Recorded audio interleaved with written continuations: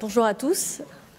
C'est toujours un plaisir de vous retrouver pour ce rendez-vous annuel des journées RCCI-RCSI. On a l'occasion d'un échange très riche entre le travail des services de l'AMF et la place. Alors dans cette formation-là, on est plutôt sans interaction, mais on est à votre disposition toute la journée pour échanger.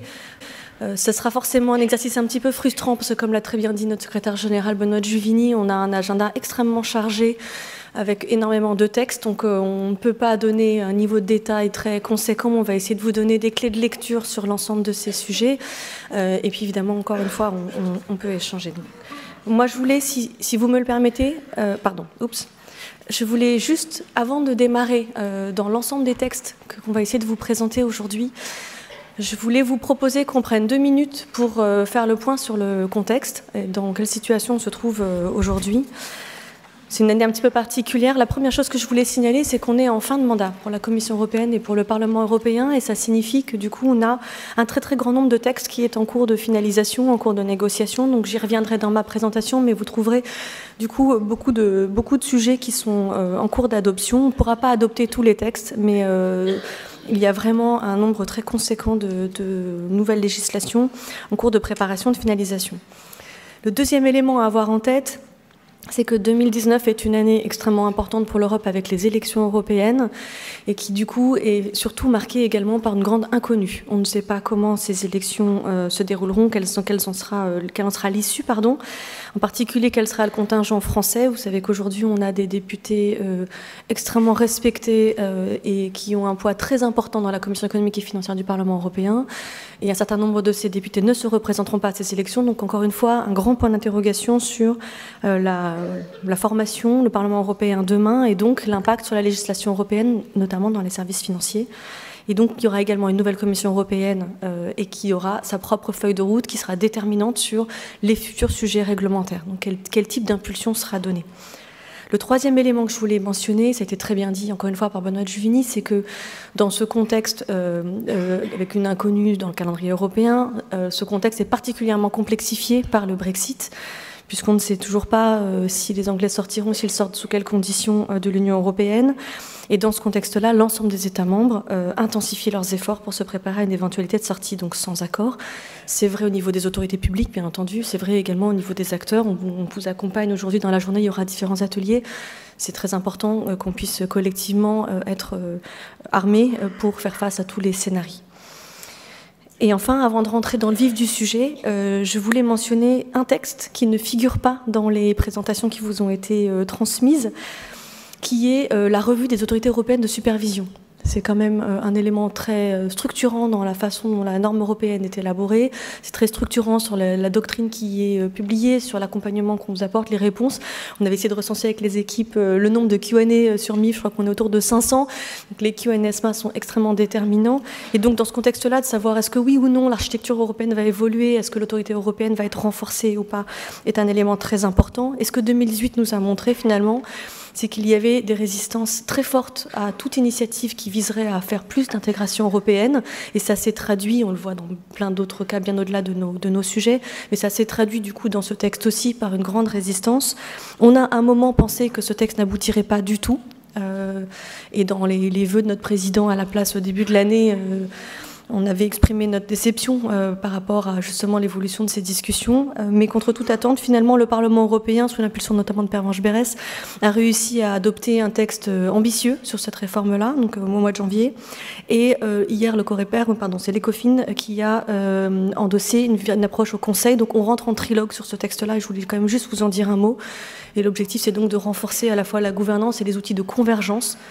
On verra ce qu'on arrive à obtenir et quel impact ça pourra avoir. Donc ce ne sera pas l'ambition initiale, bien entendu, mais il y aura peut-être quand même un petit pas. Alors pardon pour cette introduction, mais c'est quand même un moment important cette année. Ça me semblait important de le rappeler avant de rentrer dans le vif du sujet. Alors encore une fois, autre élément très important du contexte, mais dans lequel je ne dirai pas grand-chose parce que encore, le secrétaire général a été très précis.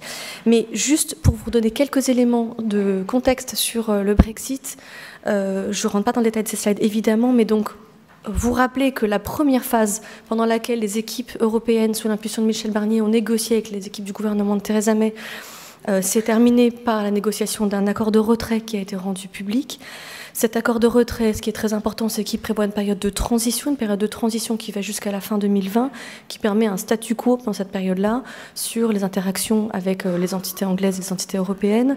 La seule différence, c'est que les Anglais ne pourront pas être dans les instances de décision, donc au Parlement, au Conseil, etc. Je mentionne ça parce que si effectivement on arrive à avoir un accord validé, c'est très important pour le fonctionnement. En revanche, c'est la deuxième phase qui pose problème aujourd'hui, comme vous le suivez tous, c'est la ratification de cet accord qui est loin d'être acquise puisque les députés du Royaume-Uni ont à une très grande majorité rejeté l'accord qui était proposé par le gouvernement britannique. Et donc on est, le brouillard très épais mentionné par Benoît est tout à fait exact, dans une issue tout à fait incertaine. Et dans ce contexte-là, c'est la deuxième partie de cette slide qui est importante, c'est comment se préparer à l'éventualité d'une sortie du Royaume-Uni sans accord. Et donc, des mesures de contingence sont prises à différents niveaux. Au niveau européen, pour les sujets européens, la Commission européenne a fait un certain nombre de communications, en particulier la décision d'équivalence sur la chambre de compensation et les CSD anglais. À notre niveau, on a négocié également l'accord de coopération. On a demandé à l'ESMA d'agir pour le compte des autorités européennes pour la négociation d'un accord de coopération qui permet d'assurer l'échange d'informations et en particulier d'assurer la capacité de poursuivre les accords de délégation entre une entité européenne et une entité qui serait domiciliée au Royaume-Uni en matière de gestion. Et puis au niveau français, et ça encore une fois ça a été mentionné, une ordonnance qui a été publiée, donc il y a une loi d'habilitation qui donne le pouvoir au gouvernement de prendre des mesures dans l'éventualité d'une sortie du Royaume-Uni sans accord, qui ensuite, un certain nombre d'ordonnances doivent être prises pour les différents secteurs, et en ce qui concerne les services financiers, l'ordonnance a été rendue publique le 7 février, donc je vous encourage certainement à en prendre connaissance dans le détail. Je dirais qu'un mot sur un volet particulier pour lequel il y reste encore des questions ouvertes et on ne sait pas encore comment ça va se solutionner sur la structure de marché parce que vous avez un atelier dédié pour ceux que ça intéresse cet après-midi. Mais simplement pour mentionner ces 3 points, sur l'obligation de négociation, donc il y a des obligations de négociation dans MIFIR, en article 23, l'article 28, pour ce qui concerne les actions et pour ce qui concerne les dérivés. Donc là, vous vous en doutez, les travaux sont en cours, les discussions progressent et on espère une clarification européenne très prochainement. Je ne peux pas vous en dire plus malheureusement à ce stade. En ce qui concerne l'accès aux plateformes de négociation, je m'excuse, il y a une confusion dans les slides. Donc ce que vous avez dans ce qui vous a été remis, il y a des éléments qui ne sont pas corrects, mais simplement pour mentionner qu'on a également en tête de manière importante de s'assurer de la capacité pour des acteurs européens d'avoir accès aux plateformes anglaises et pour les acteurs anglais d'avoir accès aux plateformes européennes. Pareil, un sujet qui est tout à fait identifié. Et enfin, sur les seuils, vous savez que les textes européens prévoient tout un tas de calculs sur de la donnée, donc sur les calculs des seuils de transparence, sur le double volume cap, sur des calculs de liquidité qui aujourd'hui sont calculés dans un univers européen à 28 avec les données anglaises. Donc l'ESMA a publié le 5 février un communiqué très précis qui vous sera présenté encore une fois dans l'atelier cet après-midi, qui explique comment est-ce qu'au niveau européen, on va traiter ce sujet de la donnée anglaise dans nos systèmes en cas de hard Brexit. Alors après cette très longue introduction, j'en viens au texte. Je voulais commencer par 2 textes qui sont très emblématiques de ce qui s'est passé en 2018 et qui se poursuit en 2019, qui sont les 2 textes structurants dans nos domaines qui ont un impact avec un volet très fort pays tiers. On va commencer par la revue prudentielle des entreprises d'investissement.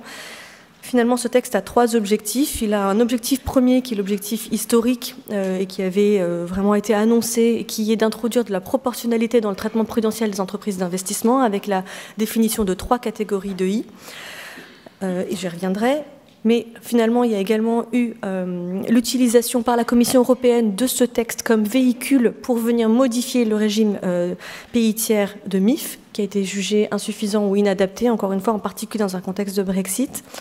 Et donc ça, c'est un volet sur lequel on était particulièrement attentif au niveau de l'AMF. Et enfin, ce texte a été également utilisé par les colégislateurs pour corriger certains éléments, et en particulier pour introduire des dispositions pour étendre le régime de tick size aux internalisateurs systématiques. C'est très attendu, on le sait. Et donc c'est ce texte qui porte cet amendement-là pour venir le clarifier. Donc là, on est en phase de trilogue. L'approche au Parlement européen a été adoptée, au Conseil également. Donc on est en phase de trilogue. On a bon espoir que ce texte, effectivement, aboutisse. Pardon. Sur les catégories, je voulais simplement mentionner une chose. Donc sur les 3 catégories d'entreprises d'investissement, la catégorie considérée comme la plus systémique, donc une entreprise d'investissement qui aurait un bilan supérieur à 30 milliards d'euros, serait requalifiée en établissement de crédit et soumise à une supervision européenne par la BCE. C'est ça l'élément le plus structurant de cette classification. Pour le reste, c'était bien l'intention politique initiale, c'est plutôt de la proportionnalité, de l'allègement sur les plus petites tailles d'entreprises d'investissement. Et enfin, sur le volet pays tiers, donc les régimes sont modifiés à la fois dans la directive et dans le règlement. Donc ça touche à la fois les dispositifs vis-à-vis des clients de détail avec la succursale optionnelle, mais là, c'est pas très impactant. Là où c'est le plus mordant, c'est sur la partie services d'investissement offerts à des clients professionnels et contreparties éligibles, donc dans MIFIR. Et là, c'est le régime d'équivalence qui est adapté, avec des positions qui sont différentes entre le Parlement européen et le Conseil. Les trilogues sont en cours, on verra ce qui l'adviendra. Mais ce qui est important à retenir, c'est que l'objectif, c'est de donner un reporting plus important à l'ESMA sur le type d'activité, sa nature, son volume entre l'entité de pays tiers et l'Union européenne. Et également, ce qu'il faut retenir, qui est à mon avis très important, c'est que même en cas d'équivalence des articles 46-47, les régimes nationaux perdurent pendant une durée de 3 ans.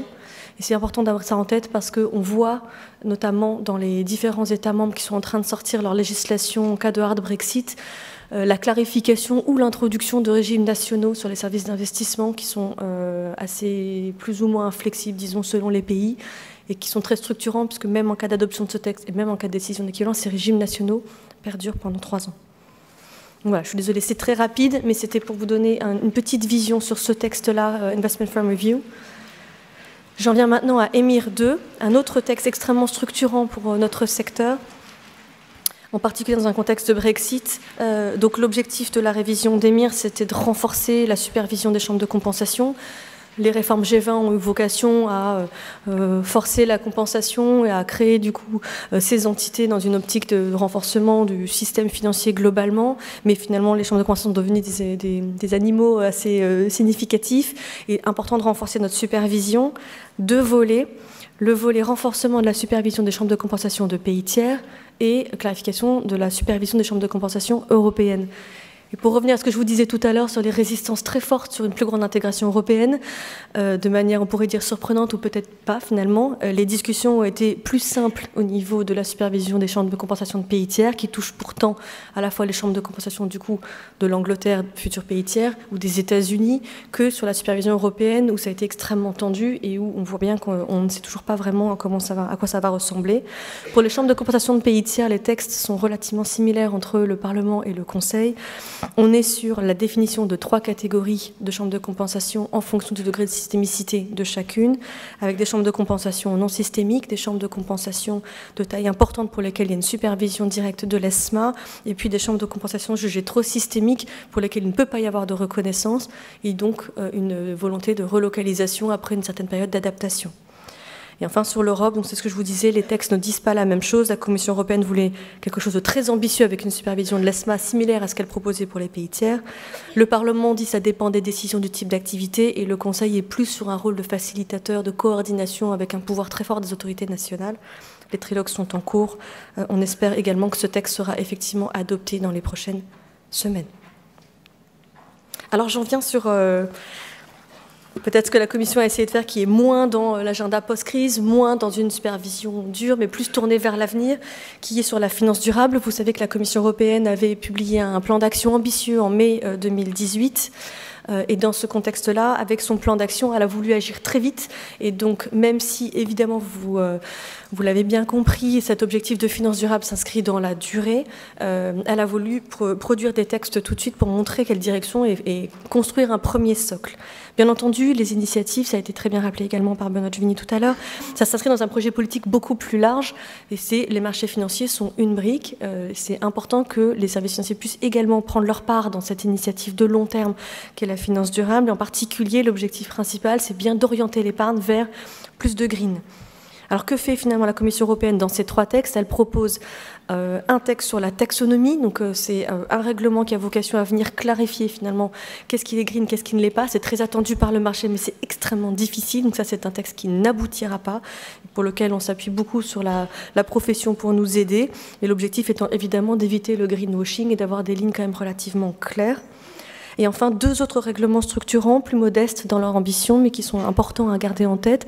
Un règlement benchmark qui vient définir 2 indices ESG, un qui est low carbone et un qui est low carbone impact, et donc qui vient également encourager l'investissement dans des véhicules bas carbone. Et enfin, un règlement disclosure qui est plus proche de ce qu'on connaît nous en France, qui est inspiré de l'article 173, qui a vocation plutôt à être basé sur l'information pour être sûr qu'il y a plus de transparence sur ce qui est fait en matière d'ESG par les acteurs et les investisseurs.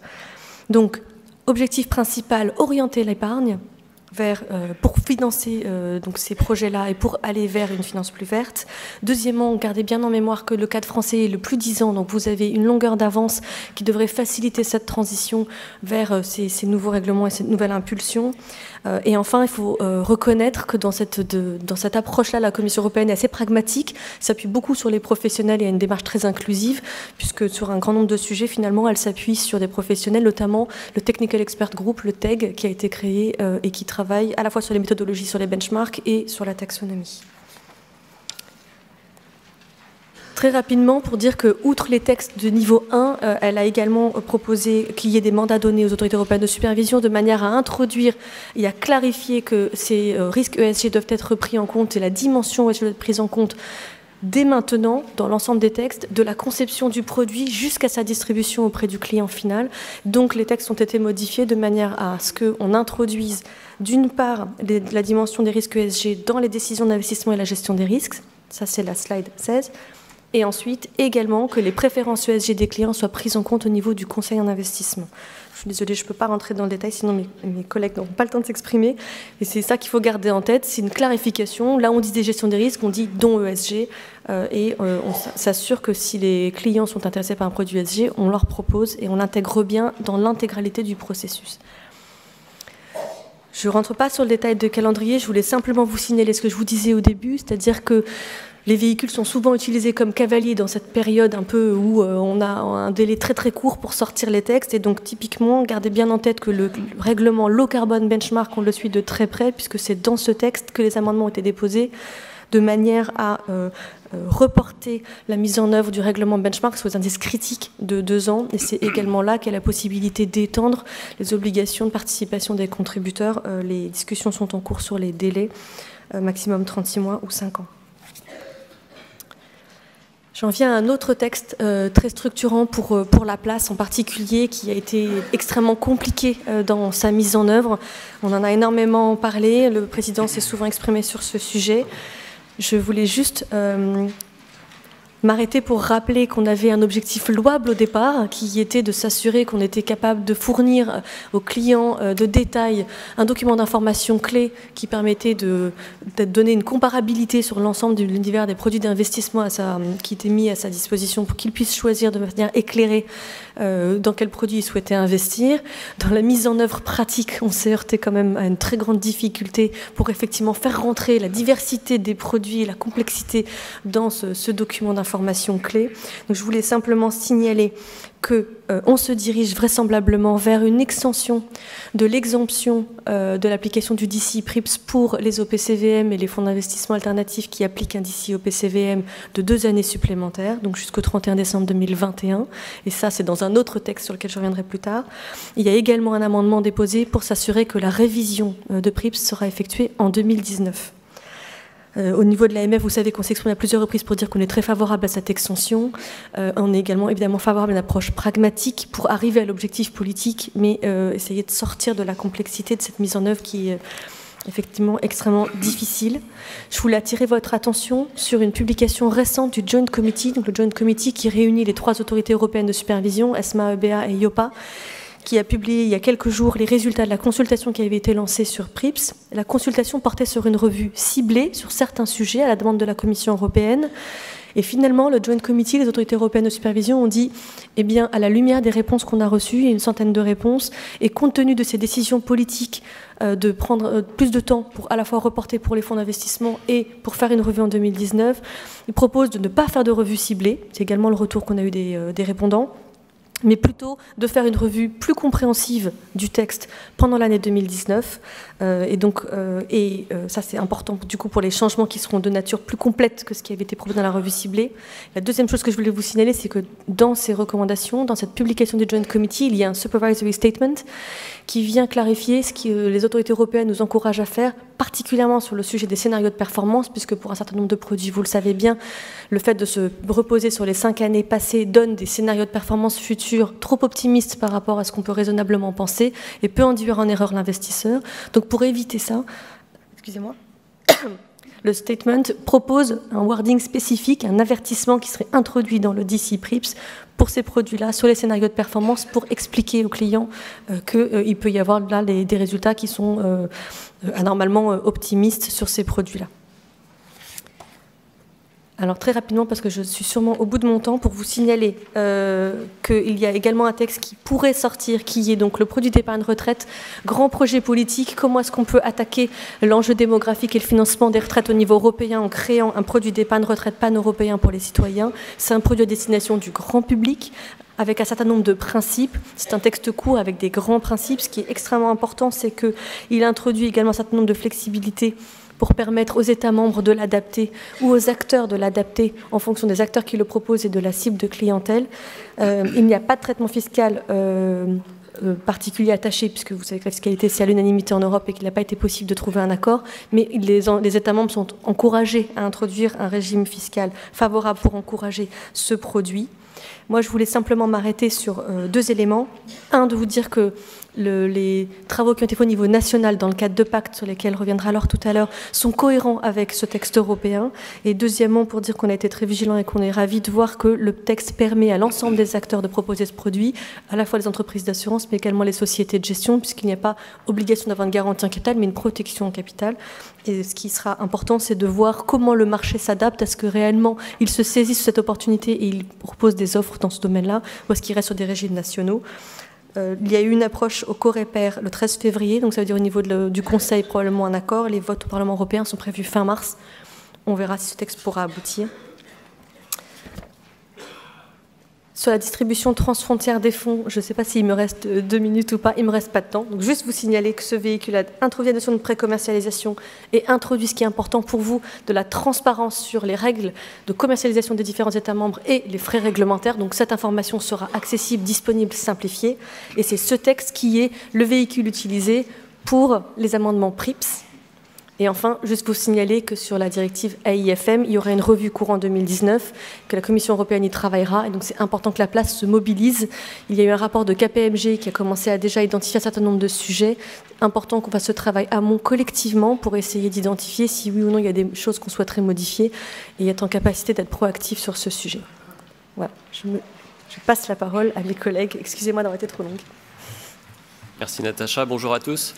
Je vais pour ma part vous parler de 3 règlements et un amendement prévu au règlement EMIR qui tous prévoient des échéances très opérationnelles dans les 6 à 18 mois à venir. Donc ce sont à chaque fois des règlements qui concernent une population relativement large, donc pratiquement tous les acteurs de la place sont susceptibles d'être concernés à des degrés divers. Je commence par le règlement CSDR, donc règlement européen sur les dépositaires centraux de titres, qui, comme son nom l'indique, concerne les dépositaires centraux de titres, mais pas seulement, et c'est la raison pour laquelle on en parle ce matin. Donc l'objectif de ce règlement, c'est évidemment l'harmonisation du post-marché. Les obligations qui portent sur les dépositaires centraux de titres, c'est des obligations prudentielles, organisationnelles en matière de conduite. Ils doivent passer par un nouvel agrément, y compris pour ceux qui sont déjà en activité un petit peu dans le même esprit que les chambres de compensation avec EMIR.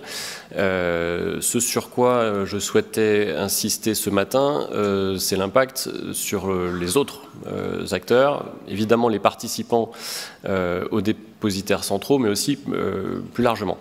Donc s'agissant des participants, il y a un certain nombre d'obligations qui s'imposent à eux par répercussion des obligations faites aux dépositaires centraux, notamment la possibilité d'offrir aux clients un choix entre une ségrégation collective en compte omnibus ou une ségrégation individuelle, des obligations de réconciliation quotidienne.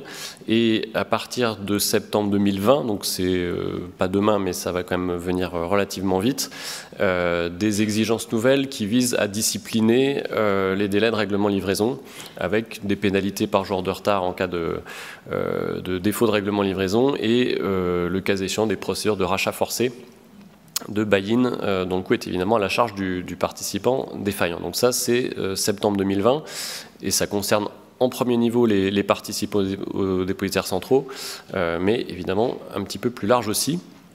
Ça concerne plus largement tous les teneurs de compte conservateurs, et certaines dispositions de CSDR s'appliquent même à toutes les entreprises d'investissement dans leurs relations avec les clients. L'échéance la plus immédiate concerne, elle, les teneurs de compte conservateurs. C'est une obligation trimestrielle de reporting des règlements internalisés, c'est-à-dire des dénouements qui sont constatés en dehors des livres des dépositaires centraux de titres. Donc là, c'est échéance juillet 2019 sur les opérations conclues au second trimestre 2019. Donc là, c'est vraiment demain matin. J'ai un petit slide qui fait un focus dessus juste après.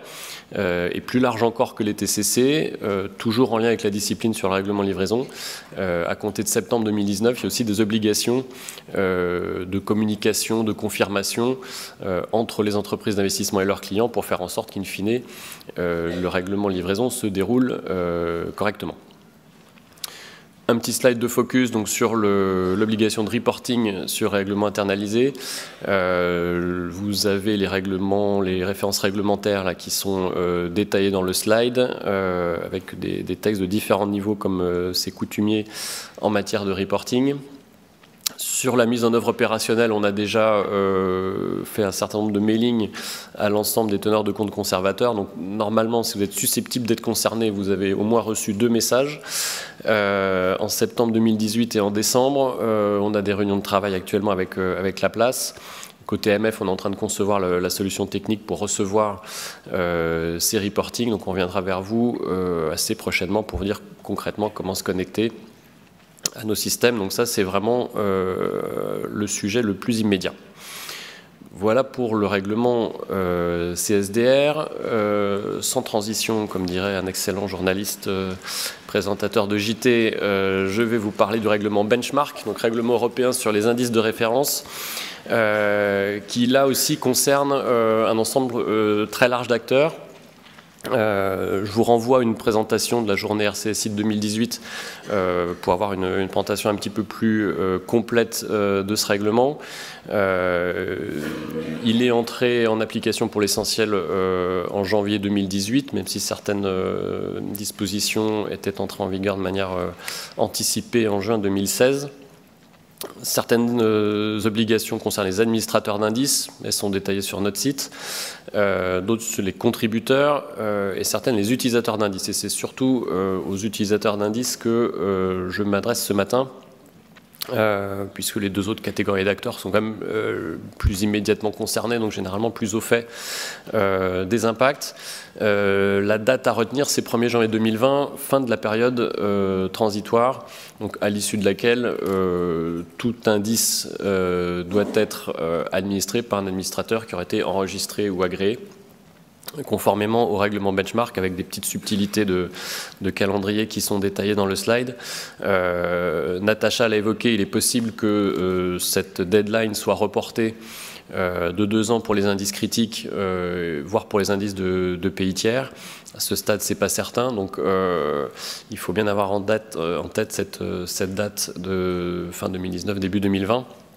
Et surtout ne pas oublier tous les autres indices, dits significatifs ou non significatifs, qui sont utilisés comme référence dans un certain nombre de contrats. Donc 2019, c'est vraiment l'année pendant laquelle il faut se préparer à cette transition. Les administrateurs doivent évidemment faire le nécessaire pour obtenir leur enregistrement ou leur agrément. Mais les utilisateurs d'indices doivent aussi agir. Donc là, potentiellement, on parle de toutes les sociétés de gestion qui utilisent un indice comme référence pour mesurer la performance d'un fonds, de toutes les banques, entreprises d'investissement qui utilisent un indice comme sous-jacent d'un produit structuré, d'un contrat dérivé, ou même d'un contrat de prêt, puisqu'il y a une notion très large de contrat financier dans le benchmark qui inclut les crédits bancaires. Et donc, à cette date du 1er janvier 2020, il faudra que tous les utilisateurs se soient assurés que l'administrateur des indices auxquels ils font référence ont bien été enregistrés et figurent sur un registre de l'ESMA dont vous avez le lien. Et en parallèle, mettre à jour la documentation contractuelle avec les clients pour signaler la référence aux administrateurs et aussi mettre en place des dispositions dans l'hypothèse où l'indice de référence serait discontinué. Je n'ai pas mis dans ce slide les articles idoines, donc c'est le 28, le 29 et le 52, donc c'est ceux qui concernent plus particulièrement les utilisateurs. Donc si vous n'avez pas envie de lire tout le règlement, lisez ces 3 articles-là et vous aurez l'essentiel. Je ne vais pas détailler sur la situation actuelle pour les indices de référence critiques, Libor, Eonia, Euribor. La presse en parle, il y a des articles et des Q&A très bien faits sur différents sites, y compris celui de la BCE qui s'est impliqué très récemment dans la transition Eonia notamment. Le rôle de l'AMF n'est pas en première ligne. On est membre des collèges de supervision Euribor, Eonia et Libor. C'est plus nos collègues belges de la FSMA et la BCE qui sont à la manœuvre, mais suivez bien évidemment tous ces travaux. On est favorable au report de 2 ans pour la période de transition sur les indices critiques, puisqu'on estime qu'il reste quand même un certain nombre de travail à faire pour gérer de manière satisfaisante le sujet très sensible de continuité des contrats et la transition vers les substituts ou les alternatives aux indices actuellement utilisés. Mais donc restez bien vigilants sur ces sujets. On communiquera évidemment s'il y a des actions particulières à mener et des nouvelles qui méritent votre attention. Je passe à un autre règlement avec des implications là aussi assez techniques, opérationnelles. Donc le règlement sur les opérations de financement sur titre. Donc on parle souvent de prêt-emprunt, c'est un petit peu plus large que ça en réalité. Donc là aussi, vous aviez eu des présentations plus complètes dans des journées RCSI précédentes. Donc je vous renvoie aux slides concernés qui sont en ligne sur notre site. Ayant en tête que le périmètre des instruments concernés est relativement large, j'ai cité l'essentiel mais pas tout, donc c'est pas simplement les prêts-emprunts de titres. Allez bien regarder, et les entités qui sont soumises, c'est pratiquement tout le monde, avec un périmètre comparable à celui du reporting EMIR, donc toutes les contreparties financières et même certaines contreparties non financières. Donc l'échéance principale sur ce règlement, certaines échéances sont déjà passées. La principale échéance à venir, c'est donc sur le reporting de ces opérations de financement sur titre référentiel sans trop de données. On n'a pas encore la date exacte d'entrée en application puisque les standards techniques n'ont pas encore été publiés au JO. On s'attend à ce que ce soit le cas dans les semaines ou mois à venir. Et ensuite, il y a une entrée en vigueur, une entrée en application qui est phasée en fonction du type d'acteur, 12 mois après pour les entreprises d'investissement et établissements de crédit, ce qui nous amènerait à peu près fin T1 ou début T2 2020. Donc là aussi, suivez bien cette parution au JOUE de façon à vous préparer. J'attire vraiment votre attention sur le degré de complexité de ce reporting. Je lisais hier qu'il y a 153 champs dedans. Je dois confesser que je n'avais pas encore lu les standards techniques.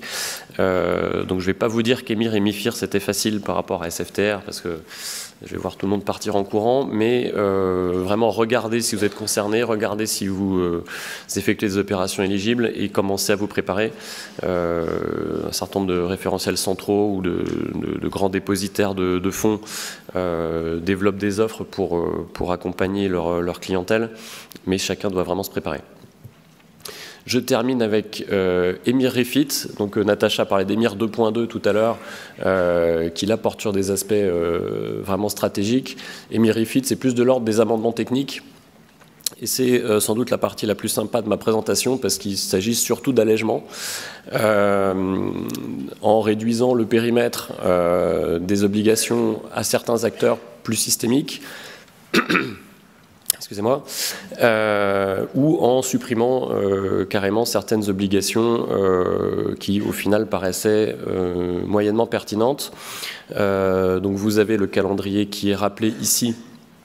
Là aussi, pas encore de certitude, on est encore au stade de projet. L'objectif, c'est que ce texte soit finalisé, adopté définitivement dans le cadre de la mandature actuelle, donc d'ici 2 mois.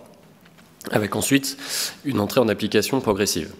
Donc attention quand même sur le timing.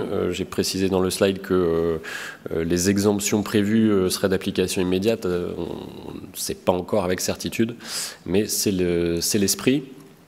Donc, s'agissant de l'obligation de compensation, l'idée c'est de ne plus soumettre aussi strictement les petites contreparties financières ou les contreparties non financières à l'obligation de compensation.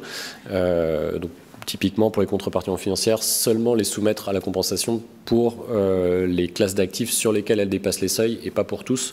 Donc si vous dépassez le seuil sur les swaps de taux, que vous faites un CDS sur indice tous les 10 ans, pas besoin de compenser le CDS sur indice que vous faites tous les 10 ans.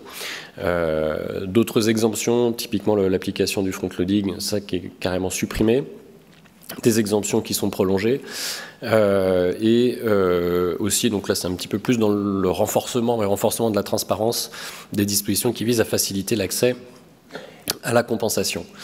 Dernier point sur le reporting, là aussi quelques allègements, suppression du backloading, des exemptions étendues sur les transactions intragroupes et un certain nombre de facilitations techniques, disons, sans pour autant qu'on arrive à une vraie remise à plat du régime. C'est un petit peu notre déception. Il n'y a pas de mise en cohérence EMIR MiFID II, mais ça va quand même dans le bon sens. J'ai mis un lien vers un communiqué de l'ESMA que je vous invite à lire attentivement, qui vise à gérer les potentiels mismatchs de calendrier pour des obligations qui devraient entrer en vigueur le 12 février 2019 pour le backloading sur le reporting et le 21 juin 2019 pour l'obligation de compensation pour les contreparties financières de catégorie 3. Si jamais EMIR Refit entre en application un peu trop tard, il pourrait y avoir un gap. Donc de manière très politiquement correcte, l'ESMA invite les autorités nationales à faire preuve d'une approche par les risques et de compréhension vis-à-vis des acteurs, de ne pas prioriser ces sujets en matière de supervision.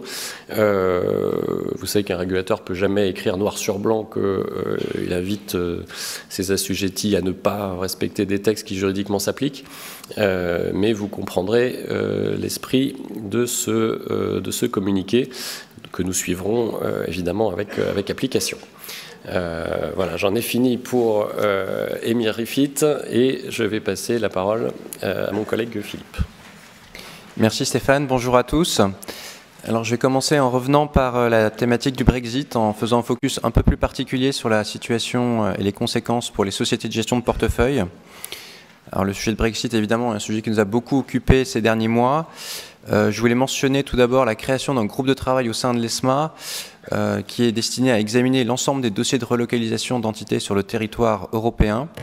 Donc c'est un groupe qui est composé de l'ensemble des autorités nationales compétentes européennes ainsi que de l'ESMA et qui examine du coup de façon très concrète les dossiers individuels d'agrément sur une base anonymisée dans un objectif de faire converger les pratiques de supervision. Donc je pense que c'est une initiative assez intéressante à saluer. Je voulais également évoquer la question des délégations. Donc c'est clairement le sujet qui a le plus attiré, mobilisé l'attention de tous ces derniers mois. Un certain nombre d'acteurs étaient venus exprimer leurs inquiétudes sur le risque que des accords de coopération entre les différentes autorités nationales compétentes européennes et l'AFCA ne soient pas en place au 29 mars. Donc c'est un sujet sur lequel nous avions beaucoup communiqué avec un message très rassurant et clair qui consistait à dire vous devez vous préparer en considérant que les accords de coopération seront en place et que donc du coup les accords de délégation existants pourront se poursuivre. Et donc comme évoqué par Natacha, vous avez sans doute vu les communiqués de presse il y a quelques jours de l'ESMA et de l'AMF indiquant qu'un accord avait finalement été trouvé. Le sujet du Brexit, au-delà de ces deux points particuliers, est un sujet assez vaste et complexe. Les conséquences pour les sociétés de gestion peuvent être assez diverses. Elles peuvent concerner tout aussi bien l'organisation de la société de gestion que ses stratégies d'investissement. Elles peuvent également avoir des incidences sur ses modalités de commercialisation de fonds, ainsi que sur le traitement par l'investisseur d'un certain nombre de sujets, notamment fiscaux. En raison de la complexité de ces sujets et de leur variété, nous encourageons très vivement, si ce n'est pas déjà fait, à analyser dans le détail les conséquences du Brexit sur votre activité. Nous-mêmes, nous sommes mobilisés pour essayer de communiquer et accompagner les acteurs de la place sur ces problématiques et nous organisons donc un atelier cet après-midi auquel les personnes intéressées par plus de détails peuvent se joindre.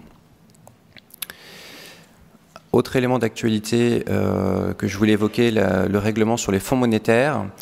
Donc c'est un règlement, comme vous le savez, qui est entré en application au mois de juillet 2018.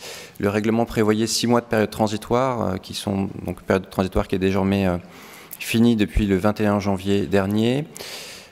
Ce règlement est un des derniers règlements issus de la vague d'initiatives post-crise. Donc c'est un règlement qui a pris un certain retard dans sa publication, puisque les négociations sur le texte de niveau 1 avaient été particulièrement difficiles pour plusieurs raisons, notamment le fait que les marchés européens des principaux pays concernés, donc notamment la France, le Luxembourg et l'Irlande, ont des modes de fonctionnement sur ce segment de classe d'actifs particulièrement différents. Le fait que les intérêts économiques sous-jacents sont particulièrement importants. Pour rappel, en France, le marché des fonds monétaires, ça représente environ 350 milliards d'euros d'encours. Et donc au final, pour que le test puisse aboutir, un certain nombre de compromis ont été trouvés qui expliquent qu'aujourd'hui, dans la phase d'application concrète du texte, un nombre assez significatif de questions d'interprétation sont soulevées. Dans ce contexte, les services de l'AMF se sont mobilisés pour essayer d'apporter un maximum de clarification. Le texte européen ayant pris la forme d'un règlement d'application directe, d'harmonisation maximale, il nous a semblé délicat de publier des positions de doctrine. Et donc nous avons plutôt préféré faire le choix de la publication d'un guide pédagogique assez important, c'est plus de 50 pages, qui apporte un maximum d'éléments de clarification sur des questions que nous avions reçues. J'en mentionne quelques-unes au passage parmi bien d'autres. Un sujet qui avait beaucoup suscité de questions était la question du traitement comptable des fonds monétaires. Et donc les nombreuses discussions avec les différentes parties prenantes ont permis d'aboutir à la conclusion d'une présomption d'équivalence, à une présomption de classement en équivalent trésorerie en norme IFRS de l'ensemble des fonds monétaires qui sont dans le périmètre d'application du règlement. Un deuxième sujet sur lequel des clarifications ont été apportées est la question du caractère concentré du marché bancaire et financier français. Donc c'était une question de place qui était une des conditions pour pouvoir bénéficier de ratios de diversification élargis.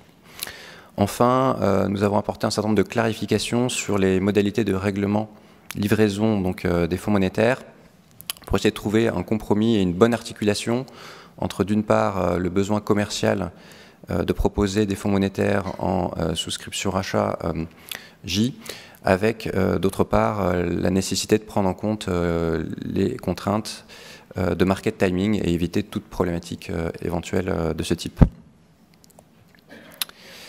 D'autres discussions sur le règlement fonds monétaire continuent à se poursuivre dans un format bilatéral avec les acteurs. Donc je voulais notamment mentionner la question du périmètre d'application du règlement MMF, sur lequel nous avons un certain nombre de questions. Nous continuons à recevoir un certain nombre de questions. Pour rappel, le règlement sur les fonds monétaires définit 2 critères cumulatifs pour qualifier un fonds de fonds monétaire. Le premier critère est relatif à l'univers d'investissement, qui doit être composé d'actifs de moins de 2 ans.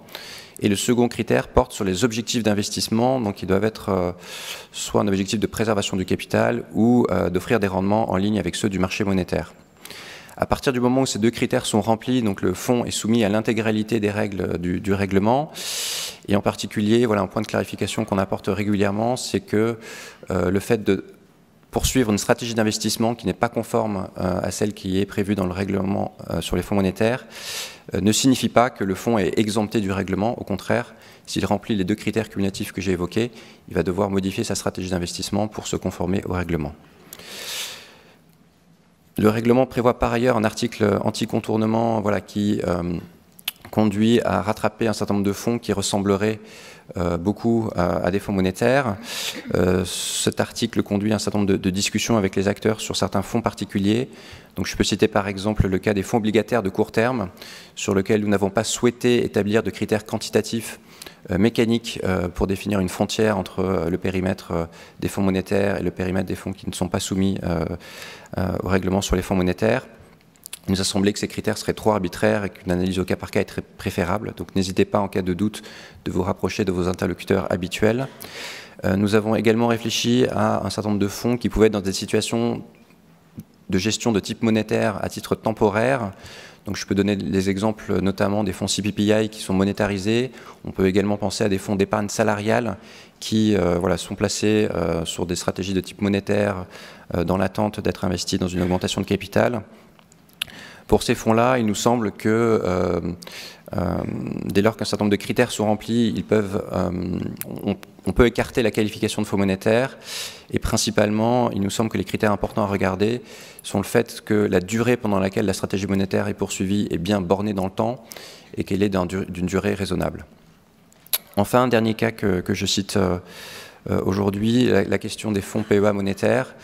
Donc là-dessus, il nous semble que la plupart des fonds aujourd'hui sur le marché peuvent échapper à une qualification de fonds monétaire dès lors qu'ils sont extrêmement vigilants sur la communication qui est faite sur leur stratégie et sur leur statut auprès des investisseurs.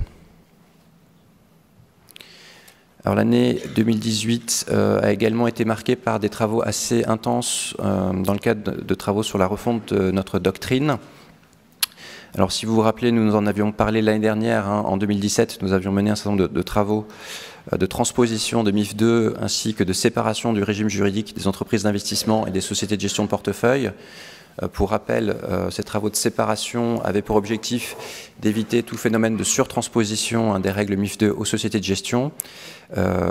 Mais ces travaux de transposition et de refonte des textes législatifs et réglementaires étaient assez complexes, puisqu'il conduisait à désimbriquer des articles et des textes qui auparavant étaient communs. Donc nous avons, dès le début de l'année 2018, ouvert un gros chantier pour tirer toutes les conséquences de ces travaux réglementaires et législatifs dans notre doctrine. Donc, ce qui nous a conduit à, dans un certain nombre de cas, alléger un certain nombre de textes dans une logique de transposition négative. Nous avons également profité de l'exercice pour simplifier au maximum notre doctrine. Nous avons fait le choix de fusionner un certain nombre de textes pour réduire leur quantité, puisque nous partions de plus d'une centaine de documents à revoir initialement. Et nous avons également profité de l'exercice pour un nombre très ciblé de cas pour enrichir et compléter quelques points particuliers. Je vous ai mis une liste non exhaustive d'un certain nombre de textes qui ont été revus ou publiés en 2018 et en début d'année. Donc je vous laisserai le soin de les lire en détail. Faute de temps, je ne vais pas m'attarder davantage sur ces textes, mais je vous encourage vraiment à les regarder. J'en viens maintenant à une autre actualité forte de ce début d'année. Donc tout ce qui relève des thématiques de la titrisation et plus largement du financement de l'économie par les fonds d'investissement. Tout d'abord, au niveau national, l'actualité est assez riche, puisque, comme vous le savez, depuis un certain nombre d'années, des initiatives ont été prises en vue d'encourager et de faciliter le financement non bancaire de l'économie. Voilà, une des initiatives qui a été prise, notamment, a été d'essayer de moderniser le régime des organismes de titrisation, en partant d'un certain nombre de constats, notamment le fait que ce véhicule incluait des stratégies et des types de fonds assez différents. Vous avez notamment, encore jusqu'à aujourd'hui, notamment deux catégories bien distinctes, donc des fonds tranchés avec une gestion finalement peu discrétionnaire, et puis d'autre part des fonds non tranchés, qu'on qualifie couramment de fonds de dette, avec une gestion qui était bien plus discrétionnaire. Donc, il y a eu un certain nombre de jalons, voilà, un certain nombre d'initiatives réglementaires qui ont été prises pour moderniser le régime des organismes de titrisation et de financement. Elles sont rappelées dans le slide que vous avez devant vous. Je voulais notamment signaler l'ordonnance d'octobre 2017 qui a introduit, donc qui a refondu le régime des organismes de titrisation en introduisant deux grandes catégories. Donc les nouveaux organismes de titrisation qui conservent cette appellation mais qui portent sur un périmètre davantage restreint. Et d'autre part, l'introduction d'une nouvelle catégorie d'organismes, donc les organismes de financement spécialisés. Alors, très rapidement, les principaux changements introduits, tout d'abord, s'agissant des organismes de titrisation, portent sur l'introduction de la capacité pour ces fonds de prêter. Donc ça, c'est une des nouveautés introduites par l'ordonnance. Également, un élargissement et un assouplissement de la politique d'investissement qui est permise. Et enfin, une refonte assez significative du régime des dépositaires d'organismes de titrisation, puisque vous saviez qu'on était sur un régime dit de cofondation qui n'avait pas tenu compte, qui n'avait pas été mis à jour suite au règlement AIFM et à OPCVM5. Et donc ce régime de dépositaire est assez largement refondu. S'agissant des OFS, l'idée et la démarche était de créer un véhicule compétitif qui permettent de regrouper un certain nombre d'atouts. Tout d'abord, avoir une vraie clarté sur le fait que ces véhicules sont pleinement soumis au régime AIFM et que donc ils disposent de l'ensemble des possibilités de passeport associés. Ensuite, le fait de pouvoir avoir un passif principalement composé d'obligations. Donc ça, c'est une véritable nouveauté dans l'univers des fonds d'investissement, soumis au périmètre de la réglementation AIFM. Et on a le sentiment un véritable atout pour ces véhicules en termes de commercialisation. Et puis également des possibilités assouplies d'investissement à travers un univers d'investissement assez large. Je voulais également revenir sur voilà, une petite problématique de temporalité d'application des textes s'agissant du régime de refonte du régime de dépositaire d'organismes de titrisation, puisque l'ordonnance prévoyait une entrée en application du régime au 1er janvier de cette année, et il se trouve que les textes d'application du régime n'ont pas encore été pris. Alors, en parallèle de cela, le projet de loi Pacte devrait pouvoir contenir une disposition reportant l'entrée en application du texte au niveau législatif au 1er janvier 2020. Et donc, dans cette situation et dans ce contexte, il nous semble que le régime applicable, enfin, notre discours est de dire que le régime applicable en l'état pendant toute l'année 2019 est bien le régime antérieur, et donc que le nouveau régime des dépositaires d'organismes de titrisation ne s'appliquera qu'à compter du 1er janvier 2020. Enfin, quelques chiffres voilà, qu'on va publier avec beaucoup plus de détails prochainement sur l'introduction de la capacité pour les fonds de prêter. Donc on est aujourd'hui à 700 millions d'euros d'encours prêtés. On peut penser que ce chiffre pourra, on l'espère, se développer assez rapidement avec les nouvelles initiatives que je viens de mentionner. Alors, deuxième volet important dans la thématique de la titrisation, le règlement européen STS, qui en entrée en application au 1er janvier de cette année. Il comporte principalement deux volets. Un volet qui vise à introduire un nouveau label donc de titrisation simple, transparente et standardisée, qui est un label facultatif, qui pourra notamment permettre aux investisseurs des véhicules de titrisation bénéficiant du label un traitement plus favorable. Et en ce sens, les règlements CRR et la directive Solvabilité 2 ont été modifiés pour favoriser le traitement de ces produits. Un deuxième volet du règlement vise l'ensemble des véhicules de titrisation, donc qu'ils soient STS ou non, et introduit un certain nombre de nouvelles exigences, notamment de transparence pour l'ensemble de ces véhicules. Donc je voulais simplement mentionner que là aussi on a une problématique de calendrier d'application, puisque si le texte de niveau 1 prévoit une entrée en application au 1er janvier, un certain nombre de textes d'application ne sont pas encore publiés. Vous en avez une liste synthétique récapitulative dans ce slide. Voilà, pour résumer de façon un peu simple, on va dire que tous les textes qui portent sur les exigences de reporting, et elles sont assez nombreuses, voilà, sont encore en cours d'établissement, et donc du coup les exigences associées ne sont pas encore en vigueur. Je vais finir par quelques mots sur la thématique de la lutte contre le blanchiment et le financement du terrorisme, puisque l'actualité 2018 a été assez riche sur ces problématiques, sur cette thématique. Comme vous le savez tous, la 4e directive anti-blanchiment a été transposée en 2018. Je voulais simplement attirer votre attention sur un point particulier, sur une nouvelle responsabilité qui est confiée dans la directive aux sociétés de gestion, puisque dorénavant, les sociétés de gestion tête de groupe auront la responsabilité de s'assurer que l'ensemble de leurs filiales maîtrisent leurs risques LCBFT, que ces filiales soient localisées en France ou à l'étranger et qu'elles soient régulées ou non. Donc ça, c'est une nouveauté à bien avoir en tête. Je voulais également signaler la publication des orientations ESMA sur les facteurs de risque. Nous avons eu un certain nombre de discussions avec les acteurs de la place sur un paragraphe particulier de ces orientations qui introduisait une nouvelle définition des clients des sociétés de gestion, qui a semé une certaine confusion, qui nous semble avoir été clarifiée par une publication plus récente du GAFI, qui est revenu revisiter ces définitions d'une façon qui nous semble plus claire. Enfin, dernier élément marquant au niveau de l'actualité réglementaire en 2018, la publication de la 5e directive anti-blanchiment. Au niveau national, voilà, le point principal que je souhaitais souligner, c'est le fait que nous allons mettre en place, conformément à ce qui est prévu dans la 4e directive, un reporting spécifique sur les thématiques de lutte anti-blanchiment pour l'ensemble des sociétés de gestion, et plus globalement le fait que nous allions voilà, intensifier notre action dans le contexte de la priorité de supervision que nous avons choisi, d'une des priorités de supervision que nous avons choisi de consacrer à cette thématique. Voilà, je vais maintenant passer la parole à Laure pour vous évoquer le projet de loi Pacte.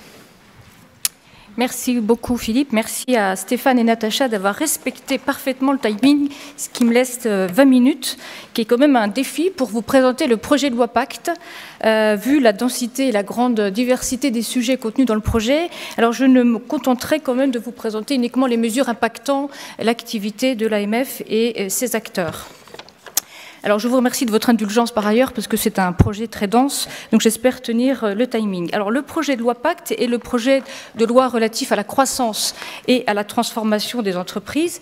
Il s'est inscrit dans une démarche de co-construction qui est assez nouvelle mais prémonitoire de ce que nous vivons actuellement en France.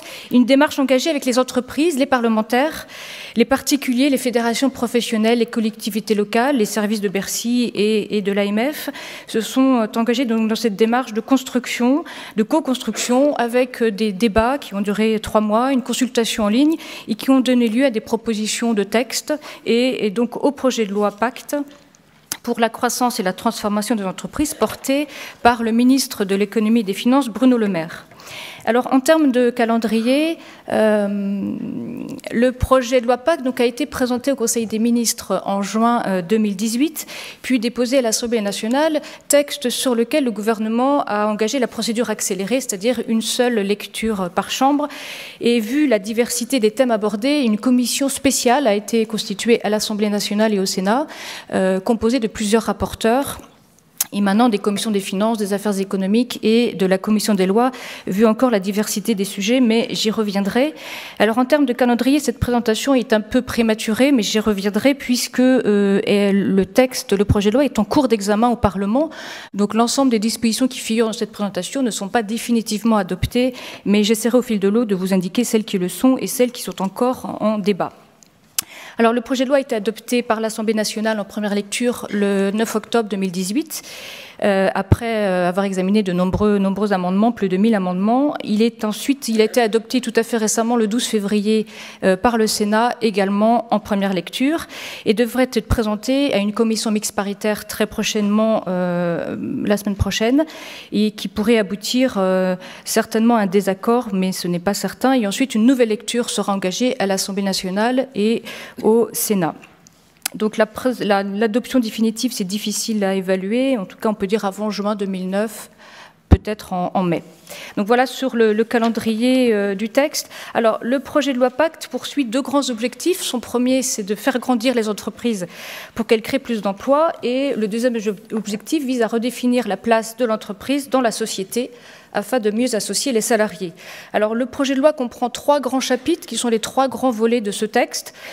Pour des entreprises libérées, des entreprises plus innovantes et mieux financées, et enfin pour des entreprises plus justes. Alors rassurez-vous, je ne vais pas détailler ces 3 grands chapitres, je vais juste me contenter de présenter les dispositions impactant l'AMF, mais tout d'abord préciser que ce projet de loi est assez dense, il contient plus de 74 articles, dont une dizaine d'habilitations du gouvernement à légiférer par ordonnance, et comme je vous le disais tout à l'heure, il a fait l'objet de nombreux amendements, plus de 1000 amendements à l'Assemblée nationale et au Sénat ont été examinés. Donc le texte a été beaucoup enrichi par rapport à la version initiale du projet de loi.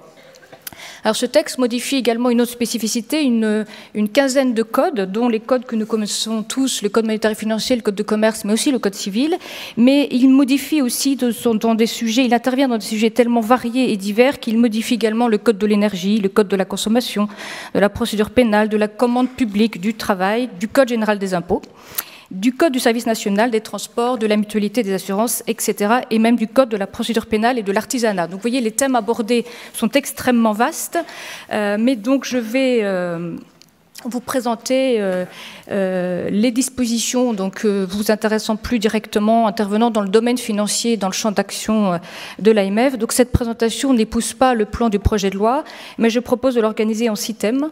La gouvernance et le fonctionnement des entreprises, la simplification de l'accès des entreprises au marché, le renforcement de l'attractivité de la place de Paris, notamment dans la perspective du Brexit, la modernisation des pouvoirs de l'AMF dans le champ répressif de la gestion d'actifs, des marchés et des infrastructures de marché, la facilitation du financement des entreprises tout en accroissant la protection des épargnants avec notamment le volet innovateur sur les cryptoactifs et enfin l'évolution du capital des entreprises publiques. Donc je précise bien que c'est une présentation de dispositions non définitives. Cette présentation donc est une présentation aujourd'hui et donc qui est susceptible d'évoluer dans le temps, notamment dans le cadre de la navette à venir entre l'Assemblée nationale et le Sénat après le vote en commission mixte paritaire. Sur l'ensemble des articles, seule une 50aine d'articles ont été adoptés conformes entre les 2 assemblées. Le reste des articles feront l'objet de discussions. Donc, le premier thème concerne la gouvernance et le fonctionnement des entreprises avec 6 grandes mesures. Je ne présenterai pas les mesures relatives aux administrateurs salariés, faute de temps. Je me contenterai donc de 6 grandes mesures. La première concerne la réforme du contrôle légal des comptes.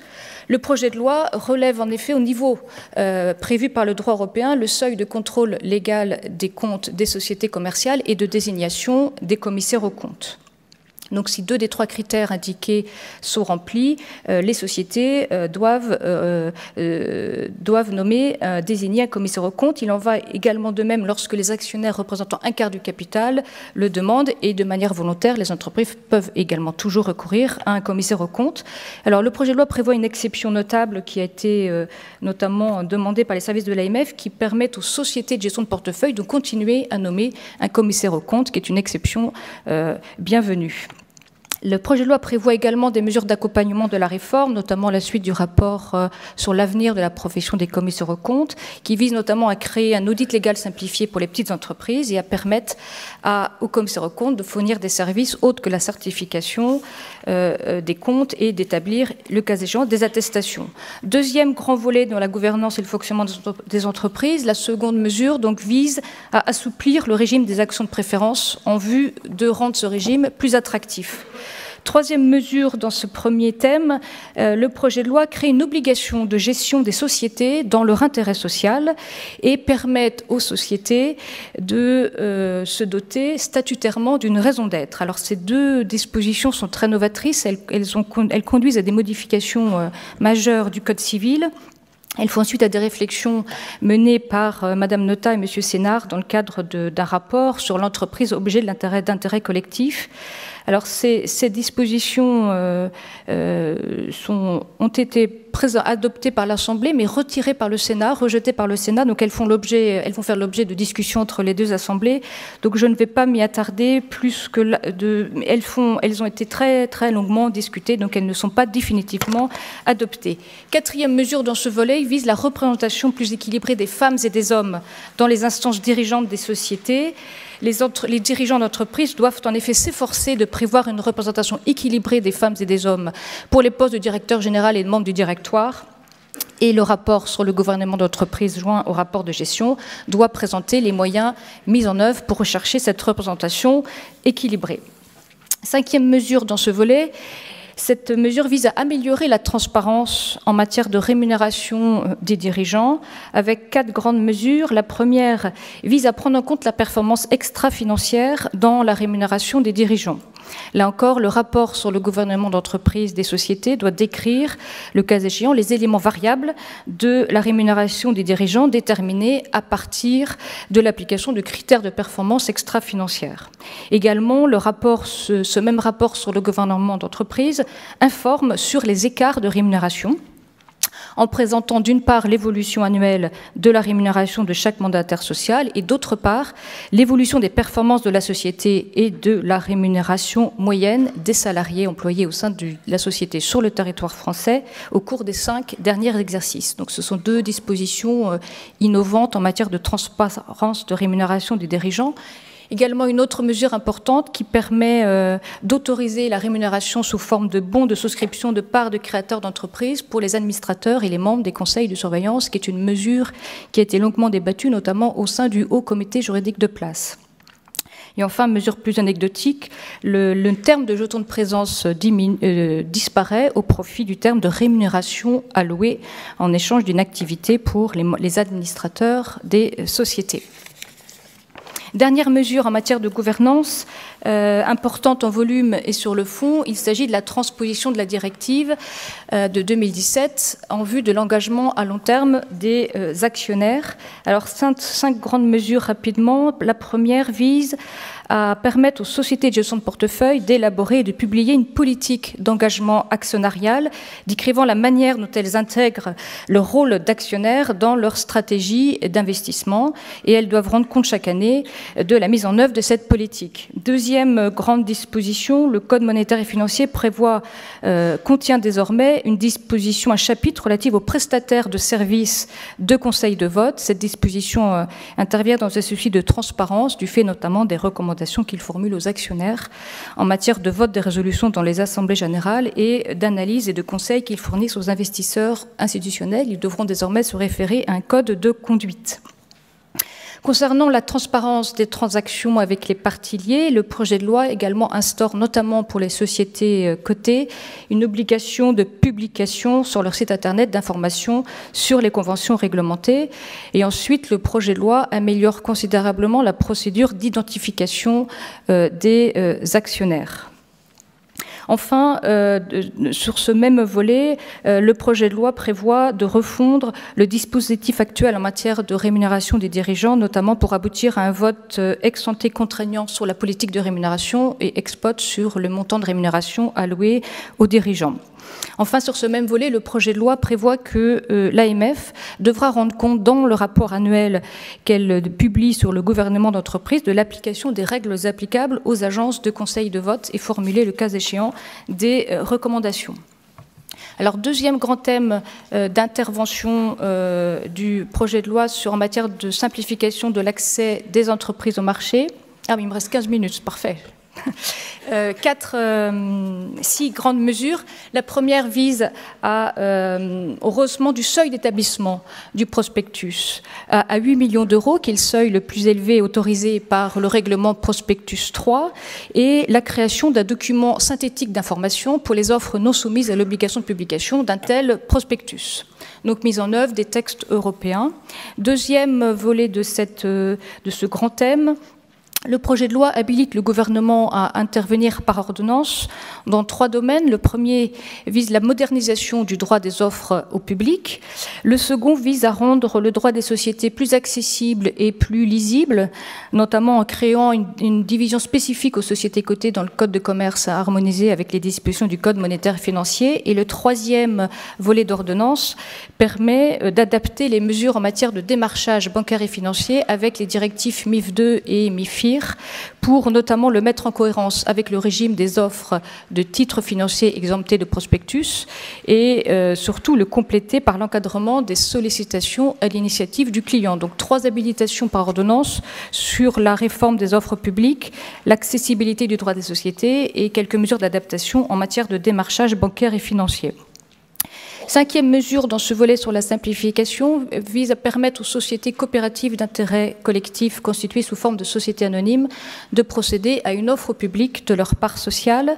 Ensuite, des dernières mesures qui a été longuement débattue, il s'agit de l'abaissement du seuil de la procédure de retrait obligatoire à l'initiative d'un actionnaire majoritaire de 95 à 90% du capital et des droits de vote, et corrélativement l'abaissement du seuil de retrait obligatoire à l'initiative d'un actionnaire minoritaire, là aussi de 95 à 90% du capital et des droits de vote. Alors il y a un débat entre l'Assemblée nationale et le Sénat sur le remplacement de ce « et », capital et droits de vote, par le « ou », qui élargirait le champ selon qu'on a choisi le « et » ou le « ou ». Voilà.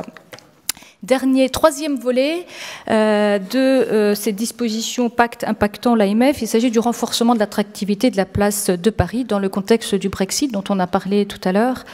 4 mesures importantes dont certaines d'entre elles sont reprises de manière parallèle dans l'ordonnance dont a parlé tout à l'heure Benoît du 6 février 2019 relative aux mesures de préparation du retrait du Royaume-Uni en matière de services financiers. Cette ordonnance donc a été prise en application d'une loi d'habilitation de janvier et elle n'entrera en vigueur qu'à compter de la date de la sortie du Royaume-Uni de l'Union européenne effectuée sans accord. Alors au fil de la présentation, je vous indiquerai les dispositions qui figurent également dans cette ordonnance et parallèlement dans le projet de loi Pacte. Alors la première figure dans les deux textes vise au rapprochement du droit français avec le droit anglo-saxon applicable aux produits dérivés pour soutenir l'établissement d'un contrat type en droit français par l'ISDA, donc l'Association nationale des swaps et des dérivés, donc mesure importante d'attractivité.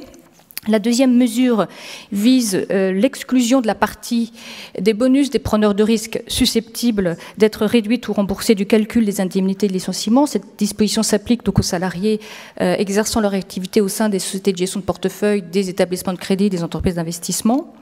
Et troisième mesure qui prévoit une dispense temporaire d'affiliation au régime obligatoire de retraite pour les impatriés, les salariés appelés de l'étranger à occuper des emplois en France, donc mesure attractive notamment dans le cadre du Brexit.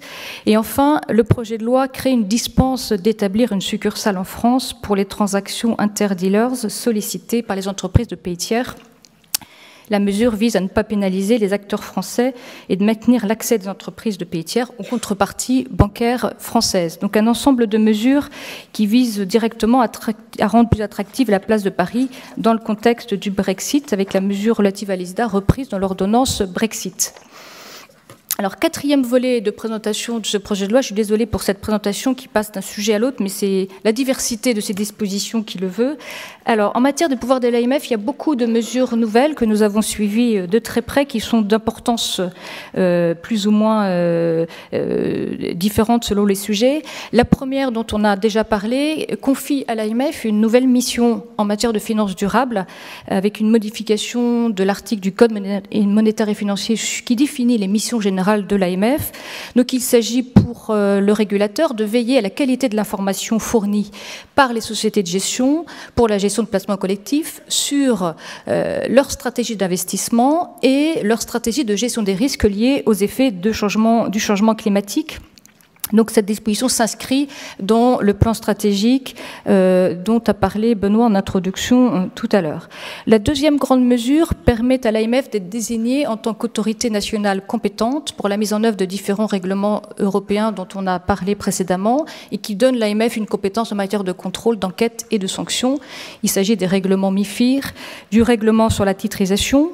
Cette disposition étant reprise dans l'ordonnance Brexit, le règlement sur les indices de référence et enfin le règlement sur les agences de notation pour permettre des échanges avec l'ESMA.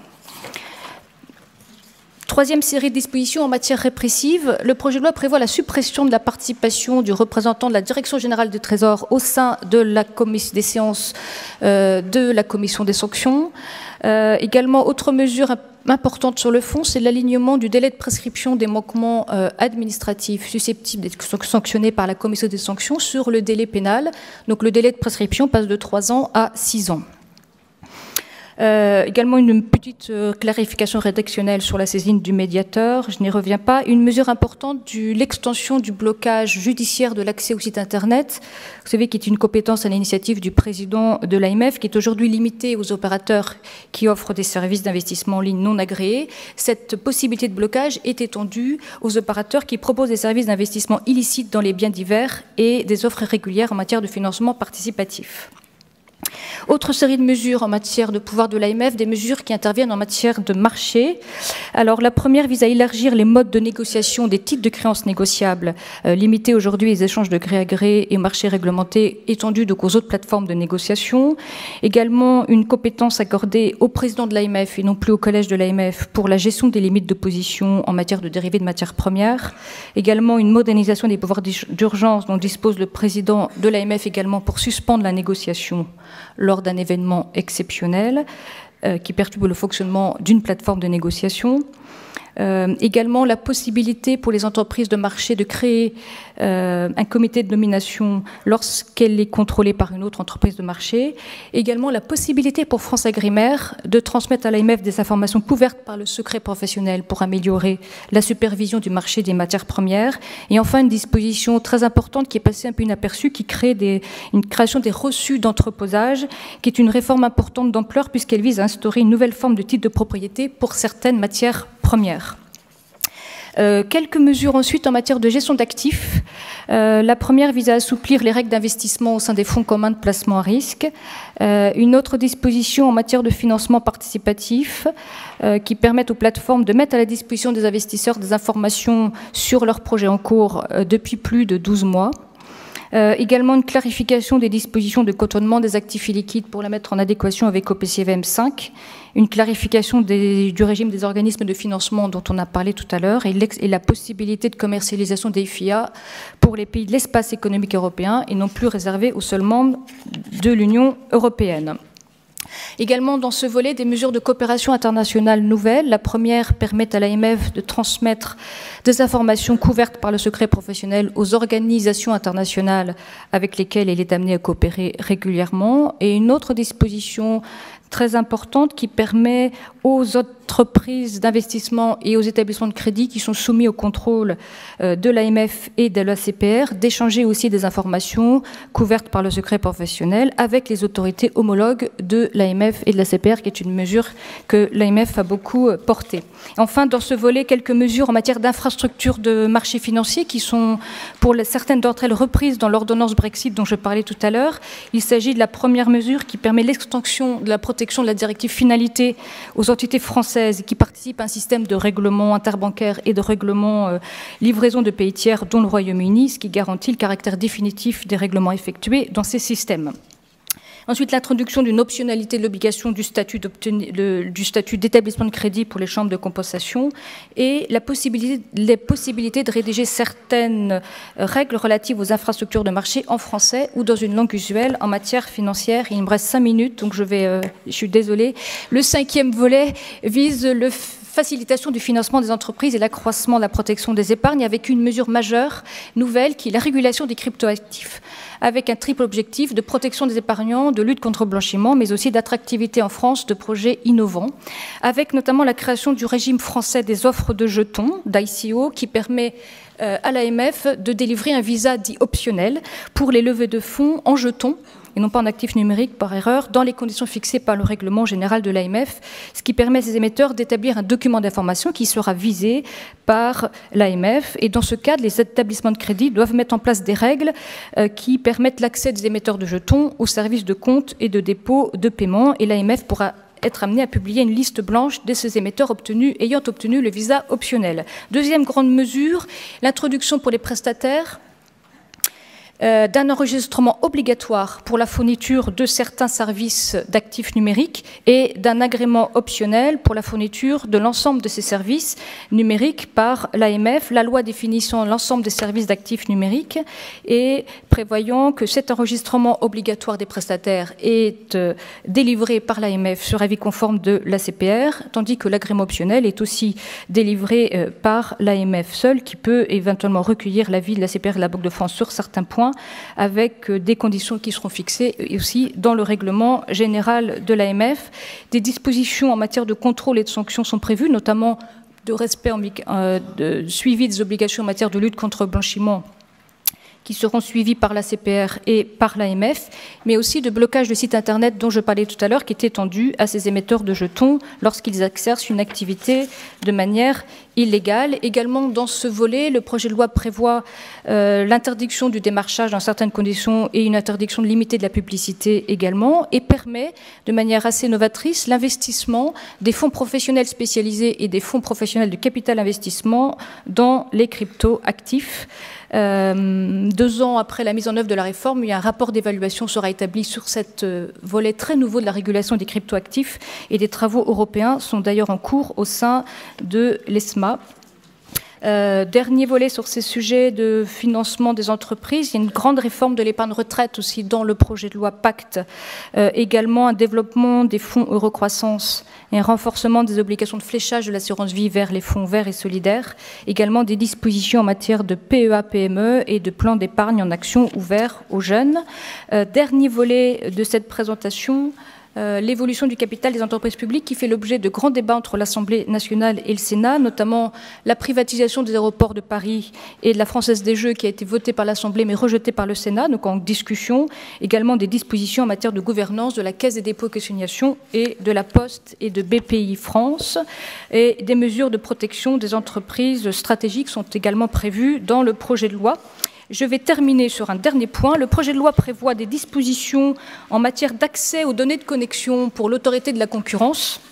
Donc l'accès au FADET, qui était la reprise mot pour mot de dispositions similaires applicables à l'AMF, qui résulte d'une loi du 23 octobre 2018 relative à la lutte contre la fraude, qui encadre la communication des données de connexion, donc des FADET, par les opérateurs de télécommunications à l'AMF, en exigeant l'autorisation préalable délivrée par un contrôleur des demandes des données de connexion. Donc ce système est déjà en place au sein de l'autorité, et le projet de loi Pacte le copie pour l'autorité de la concurrence. Donc, nous avons servi de modèle. Vous savez que là, nous étions tenus de proposer un nouveau modèle législatif au regard des exigences de protection de la vie privée. Donc voilà, je suis désolée d'avoir été rapide sur un tel texte qui aurait mérité un peu plus de temps, mais je vous remercie beaucoup de votre attention.